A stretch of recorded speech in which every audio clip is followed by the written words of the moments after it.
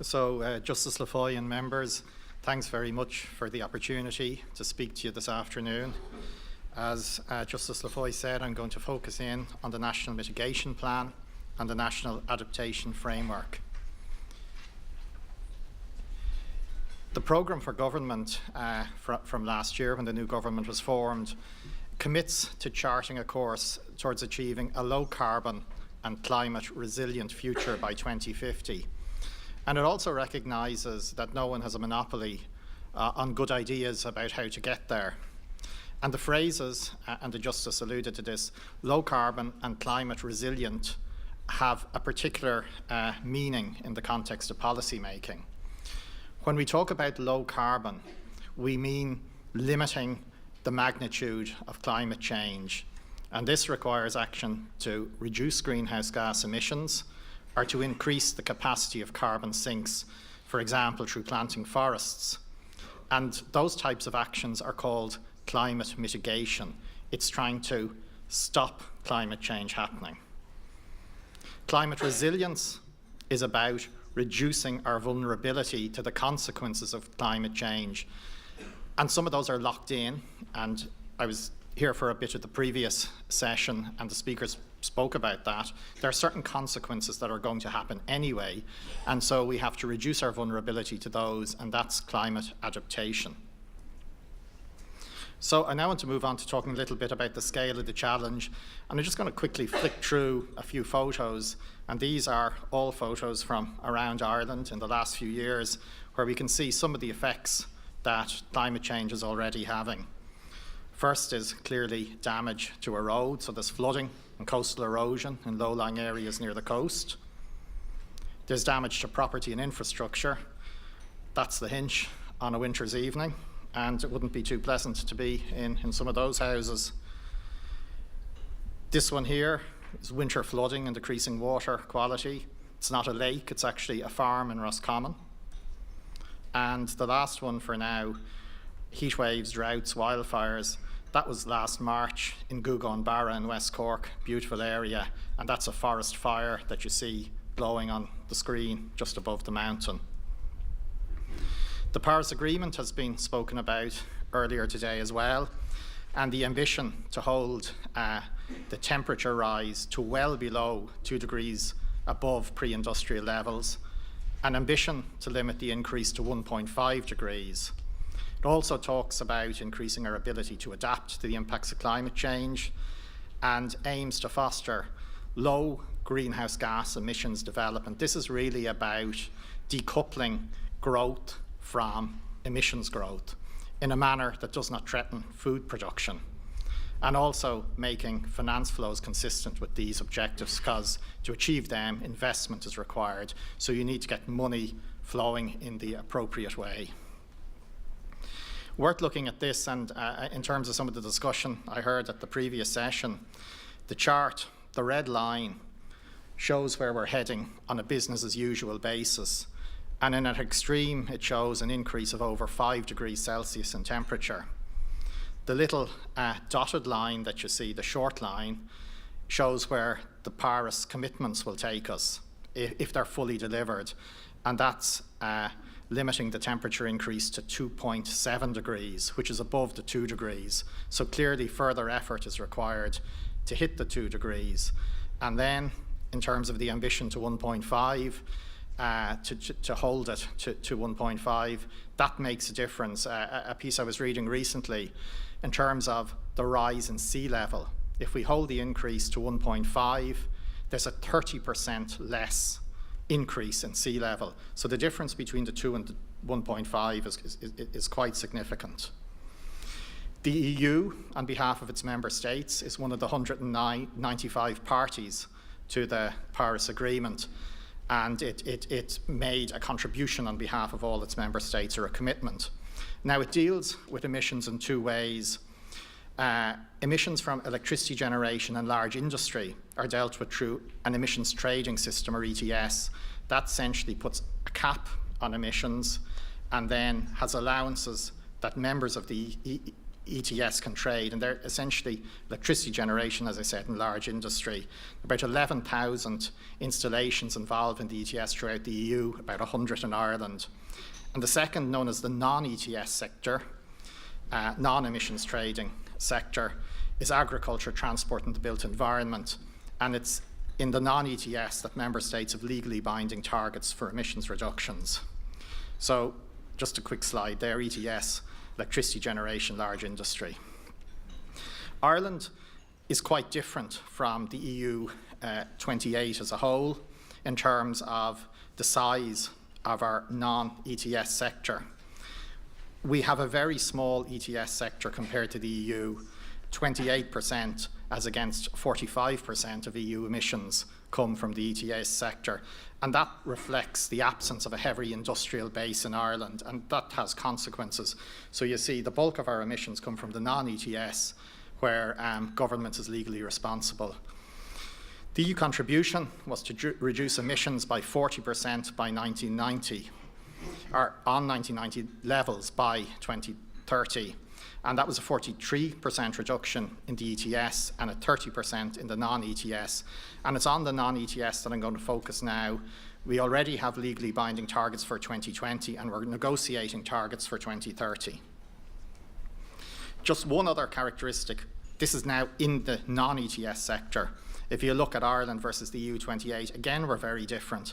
The size of our agricultural sector, 46% of our non-ETS emissions, as against 18% in the EU 28 as a whole. So we have a very large agricultural sector with limited mitigation potential, and this is recognised by the EU and by Council conclusions of the EU.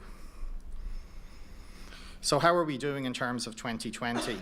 The black line shows the targets that member states have, and the red line shows their progress towards the target. So you can see as you move across the graph from the horizontal axis, some countries had targets where they were allowed increase their emissions over the period to 2020, but the target set a limit on their increase. And others, including Ireland, had a target to decrease their emissions. And you can see Ireland is out near the vertical axis. Luxembourg, Denmark and Ireland had the most demanding target of the EU 28, a 20% reduction. Now, latest EPA projections suggest that Ireland will reduce emissions by 2020 somewhere between 4 and 6. So the absolute distance to target is very large, though because of the economic downturn, we may, over the period, come close to compliance. Funnily enough, it was also the economic downturn that prevented us making the necessary investments to achieve greater progress on the target.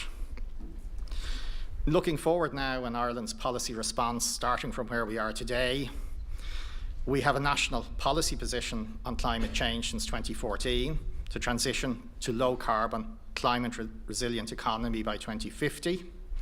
We passed an act, the Climate Action and Low Carbon Development Act, in 2015. And among the requirements of that act, we have to produce periodic national mitigation plans, again for reducing greenhouse gas emissions, and we have to produce national adaptation frameworks, adapting to the impacts of climate change. And they have to be produced at least once every 5 years. The national policy position, as I said, is grounded in a long-term vision, and it's a reduction in carbon dioxide emissions of at least 80% compared to 1990 levels by 2050 across electricity generation, the built environment and transport. And in agriculture, what we're aiming for is establishing an approach to carbon neutrality in agriculture and land use involving forestry, which does not compromise our capacity for sustainable food production. So the National Mitigation Plan, again, Justice Lafoy remarked that it was published in July of this year. It outlines 61 sectoral measures that are already in place. That would be across electricity generation, the built environment, transport and agriculture. 17 sectoral measures that are under consideration and 106 time-bound actions. What's in the National Mitigation Plan is not sufficient to get us to what our likely 2030 target is. So there's a requirement for sustained policy development. We're positioning the National Mitigation Plan as a living document. And as part of this sustained policy development, public engagement, like we're having today, will be crucial so that citizens input into how this policy is developed. It'll also require ongoing resourcing in terms of government funding. Decisions are made in the context of the annual budget, capital reviews, 10-year capital plans. But this is more than about simply government expenditure programs. There is obviously a role for taxation. There's also a role for regulation, a role for providing information to citizens, and also understanding behavioural economics and what motivates people to make decisions. And ultimately, it'll also involve very substantial private sector investment. And how do we harness that? That's a question we need to answer. And the last thing I want to mention here is the piece on societal engagement, and I think that's key. While policy is clearly crucial, while resources are clearly crucial, ultimately it's people changing their behaviour that'll get us to the destination we want to be in 2050. And it's really about people's hearts and minds being won over to that, and people changing their behaviour and being motivated to change their behaviour and understanding the scale of the challenge and wanting to engage with it. So as I said, the mitigation plan is a first step. It'll be a living document. Each sectoral minister has responsibility within their sectors for the measures brought forward to reduce emissions. The Oireachtas will have a strong oversight role, and there were questions earlier about just that type of accountability and, you know, how do we monitor what's going on. In terms of the plan itself, there will be a steering committee chaired by the minister that will meet quarterly to oversee implementation of the actions.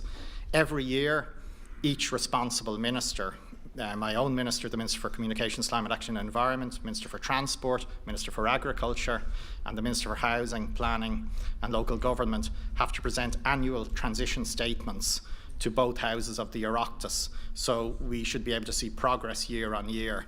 Also, a Climate Change Advisory Council has been set up under the 2015 Act to provide independent advice and to assess the extent to which the government is progressing towards its target. And again, it's going to be all about ongoing implementation and resourcing. Just to give an example of the type of actions under the National Mitigation Plan, and to link them to as well to the idea that there is an opportunity here in addressing climate change. Types of actions in electricity generation is the move to renewable electricity. And we have avoided 286 million in fossil fuel imports since 2015. I have a few of these for the different sectors, so I'm not going to go through everything that's on them. I just want to highlight one or two examples of the type of actions. In the built environment, the government has invested about 400 million to date to grant aid 350,000 energy efficiency upgrades, and that has supported 2,700 jobs. So this is giving you a flavour of the types of activities that are going on and what we need to scale up over time. In transport, the Lewis Cross City, I'm sure most people have seen it now being tested on the lines over the last number of weeks and months. That'll add an additional 10 million passenger journeys annually. In terms of cars, we have an ambition to move to zero emission or zero emission capable cars and vans from 2030. We also have a biofuels obligation where we're introducing sustainable biofuel into the fuel mix. Again, a flavour in transport. Forestry I've already alluded to. We're planting new forests each year. They have potential to act as a carbon sink. And then in terms of agriculture and the approach to carbon neutrality, we have farm knowledge transfer groups on sustainability, 20,000 participants. We have schemes such as the Beef Data and Genomics Programme, and this is resulting in greater carbon efficiency per animal in the herd. And we have schemes like Origin Green, 137,000 carbon footprint audits. So they're examples of the types of actions under climate mitigation. Going to move now to adapting to climate change. And again, starting with a few photos. What you see there in that photo, I suppose the rocks is actually flood defence. And it's there to prevent erosion also. And I don't know if people know where that is, but it's actually Doonbeg Golf Course. Next, you can see an example again of what the sort of effects we have to adapt to. Coastal erosion and half a house disappearing with the coastline. Again, damage to infrastructure, key infrastructure like roads. And we've seen this very recently again, now this one's by the coast, but we've seen it with flooding in Donegal and in Northern Ireland. And finally, for anyone from Wexford, that's actually Enniscorthy after a heavy shower of rain. So moving on then to the National Adaptation Framework.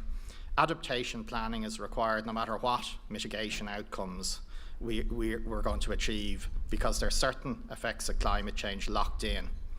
The 2015 Act requires the National Adaptation Framework to set out a strategy as to how we reduce our vulnerability to these negative effects. And again, as was alluded to, the first statutory national adaptation framework is to be submitted to government for approval by the 10th of December this year, and again that's under the 2015 Act.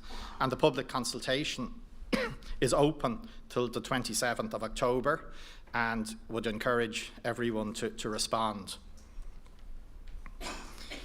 So what does it aim to achieve? It aims to provide a policy context for strategic adaptation, also to integrate adaptation considerations across all the relevant sectors, and also to identify adaptation actions and to set out a high-level vision for these that links the national to the regional to the local, and also commits to acting and supporting action and coordinating the process across government. So thank you for that. That's just an insight into the National Mitigation and Adaptation Plan.